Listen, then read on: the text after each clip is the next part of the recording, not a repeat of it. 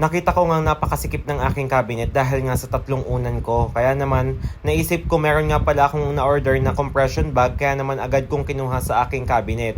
Ngayon nga pala, ilalagay natin sa compression bag ang dalawang unan ko para magkasya sa cabinet. Meron na nga din pala siyang kasamang vacuum para higupin yung hangin sa unan. Sa isang balot nga pala ng compression bag ay meron na siyang lamang 10 pieces at iba-iba ang size.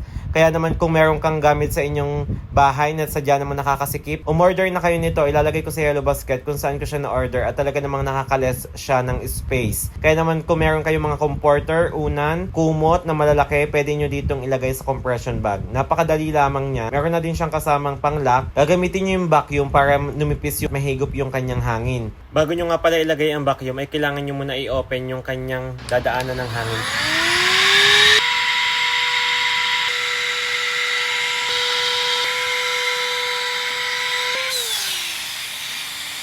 At halos naubos na nga yung hangin ng unan kaya naman pwede na siyang tiklupin at pwedeng makalis kayo ng space. Sa halip na madami pa kayong ilalagay sa cabinet nyo. Kaya naman kung gusto nyong umorder nito, ilalagay ko sa yellow basket yung link at pindutin nyo lamang place your order now.